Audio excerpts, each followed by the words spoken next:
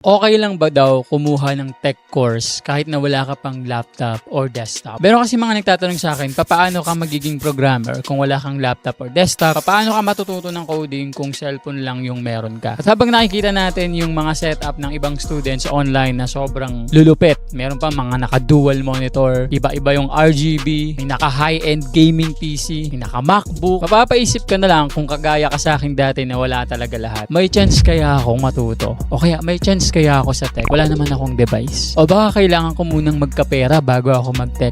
And alam nyo ba guys, yun yung masakit na katotohanan. Na maraming gustong pumasok sa mga tech courses pero natatakot sila kasi iniisip nila wala silang gamit. Iniisip nila na kulang yung mga gamit na meron sila. Later, we realize, hindi mo ba natatanong sa sarili mo, talaga bang gadget ang pinaka-importanting factor sa pag-aaral ng tech?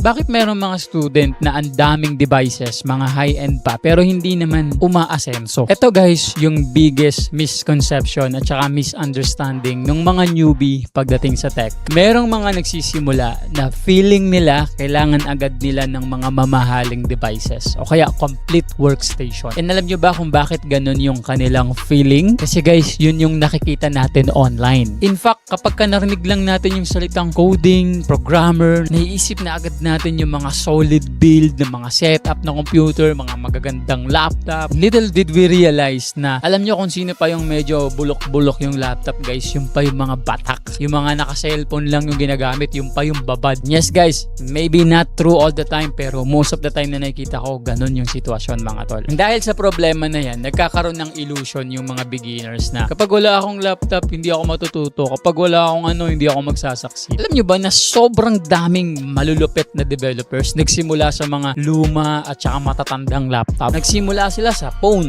sa mga second hand na computer. Kahit ako mga tol, di ba na-vlog ko naman na nag-build ako ng PC na around 100k. Pero yung nagsimula ako sa i5 na 6th gen. Doon ako nagsimula, doon ako nag-aral, doon ako nag-practice. Sobrang lag, grabe. Pero hindi ako na-intimidate. Naramdaman ko yung ganun kasi hindi maiiwasan. Pero hindi siya naging barrier sa akin. Kasi naniniwala ako na yung pag-upgrade ng devices natin, it's along the way. Pinakamahalaga ngayon is gusto mo yung gagawin mo. Interesado ka talaga. So kung nagsisimula ka pa lang, tapos hindi pa ganun kalupit yung mga device, sabihin na natin na ang gamit mo lang ay smartphone. Do not worry. Huwag ka mag-alala. Ang pinakamahalaga na siguraduhin mo is yung consistency mo. Yung curiosity at yung talino mo. Yan yung uunahin mo. So, di natin i-deny na kapag ka meron kang magandang device, malaki talaga yung naitutulong yan. Pero in reality guys, ang tunay na magdidikta kung magiging malupit ka ba, hindi kung gaano kalupit yung device mo, kundi ikaw mismo. Kung gaano ka kalupit kahit na hindi ganun kalupit yung mga gamit mo. Now, ang malaking tanong, kaya mo ba talagang matuto ng coding without a computer? Possible ba talaga na cellphone or smartphone lang yung meron ka pero matututo ka ng coding? Yung totoo guys, honestly, yes, definitely. Pero merong mga limitations. Bakit ko sinabi na oo,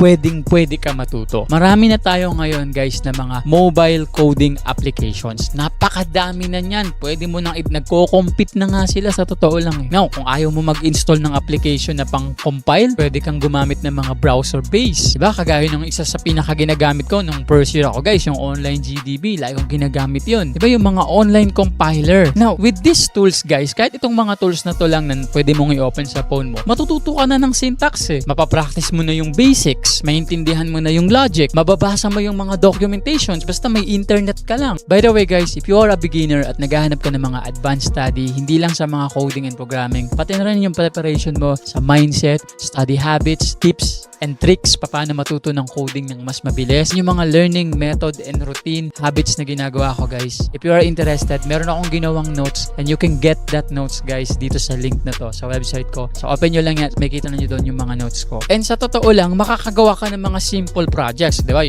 Yung first year tayo, especially yung mga nag-first year na, diba? Gumagawa tayo mga calculator, mga simple games, guessing word. So, ang dami na nating napapractice just by using itong mga online compilers at saka mga application na naka-install sa phone natin. And sa standpoint, sa isang point of view ng isang beginner, malaking tulong na yon kahit wala kang gamit, kahit wala kang laptop. Pero, ito guys ito yung mahalagang point. Kahit na pwede, possible ka talaga matuto, makapag-exercise, possible ka talaga matuto at makapag-practice, kailangan mo pa rin maging realistic. Kasi habang natututo ka sa coding and programming, habang lumalalim yung kaalaman mo, eventually mararamdaman mo na unti-unti ring humihirap yung learnings mo kapag wala ka talagang actual na computer. Kasi guys, alam nating lahat na merong mga software, merong mga tools, merong mga workflow na talagang dinisenyo para sa mga laptop or desktop. So ano ang plano? Habang nag-aaral ka ngayon ng basics, ng fundamentals, logic, syntax, nagbabasa ka pa ng mga documentation, dapat pinu-workout mo na yung savings mo, dapat nag-iipon ka na. I'm not saying para makabili ng super high-end na laptop, at least makabili ka lang kung ano yung pinaka-maximum na kaya mo. Ganon yung solid na plano dun, ganon yung solid na approach. So kung beginner ka, wala kang device, wag mo na itanong kung pwede ba ako, wala naman. Pwede, basta meron kang phone. Pero habang nag-aaral ka sa phone, mag-ipon ka na. Para pag dumating na yung time na kailangan mo ng pag-aralan yung mga workflow, frameworks, iba't ibang tools na nakadesign para sa laptop. Sakto, meron ka ng pambili ng sarili mong computer or laptop. Now, here is the juice guys, kung bakit ko to sinasabi. At least, sa video na to, nalaman ninyo na not having a laptop or a desktop right now means na magfe-fail ka na or hindi ka na magiging successful or hindi ka na eligible para mag-aral ng tech. It is not.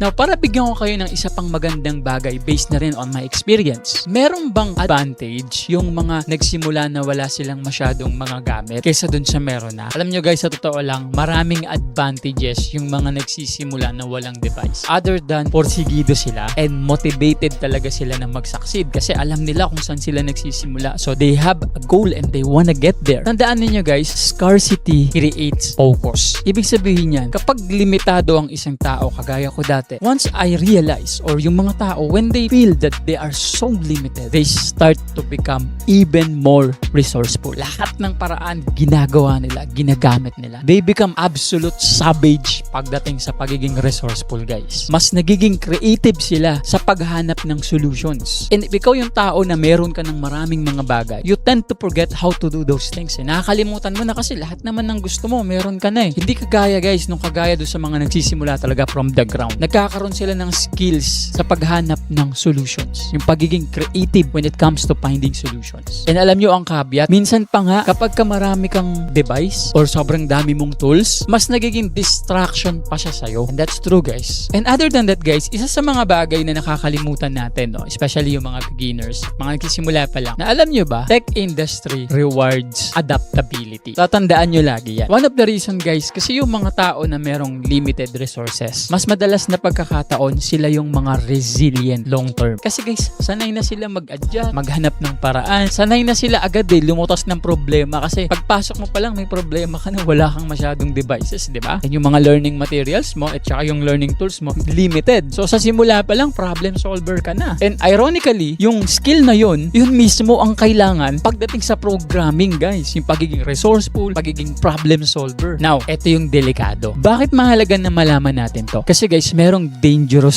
scenario kung saan mga tao na naiisip nila, saka na ako magsisimula kapag nakabili na ako ng laptop o kaya ng magagandang computer. Kumbaga, yung pag-aaral mo, pagsisimula mo at pagkatuto mo, lagi mo nilalagyan ng kondisyon. Lagi kang may kondisyon. Kumbaga, wala ka sa realidad eh. Alam mo ba na walang perfect timing? Walang perfect timing na dadating sa'yo. If you found an idea or may nakita kang will and interest, do it as early as you have it. The moment na maisip mo, magkaroon ka ng interest, the moment na magustuhan mo yung isang bagay at desidido ka, gawin mo agad. Kasi guys, wala nang darating pang ibang araw na mas desidido ka kundi yung first day mo. Kasi along the way, napasok na lahat ng mga burnt out, pagkapagod. Paano na kung nandun ka na sa ganung point? Hindi mo nga halos maumpisahan. Ma-burnt out ka pa kaya? Yun yung dangerous part. Okay? Now, gusto ko sana, every time na magbablog ako, gusto ko mag-iwan ng solutions. Okay? Kung ako ang nasa ganung sitwasyon na wala pa akong devices, ano ang gagawin ko? So, eto guys ha. Ngayon, mas masasagot ko na yan ng maayos kasi nakita ko na rin yung point na meron akong gamit. Una mong gagawin,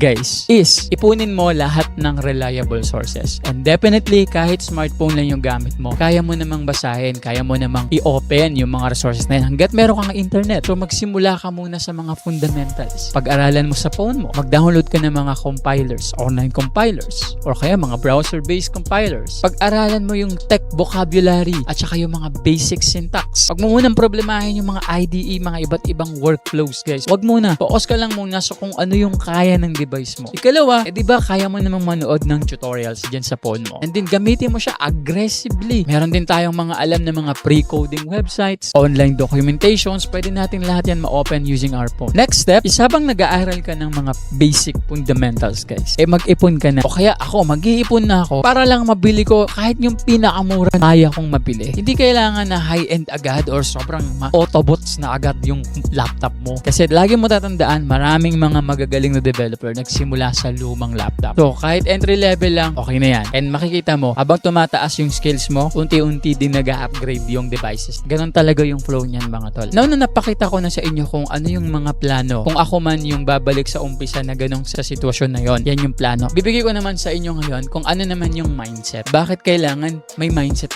pa? Kasi guys, it's more on psychological battle. Pagdating sa insecurities at saka sa mga feeling mo or kakulangan mo, it's more on psychological battles. Hindi yan dahil hindi ka magaling. You don't even know kung magaling ka or hindi kasi you haven't tried yet. Nauuna yung judgment mo sa sarili mo just because wala kang device. So it's more on psychological battle. And you need to remember, guys, most of the time, mas mahirap kalaban yung insecurity kaysa dun sa lack of device. Now, what's the secret para hindi mo yan maisip? Avoid comparison. Kasi comparison destroys confidence. Alam mo kung ano yung malupit, guys? Consistency. Device really matters. We all know na talaga mahalaga yung device. Pero alam mo, merong mas mahalaga doon. What really matters most is the person who's using it. So hanggat wala pa sa'yo yung mga bagay na gusto mo, ayusin mo muna yung mindset mo. Unahin mo na yung sarili mo. And soon enough, ako na mismo yung nagsasabi sa'yo, if you stay consistent, you'll get everything. Yun lang, mga tol. See you on our next tutorial.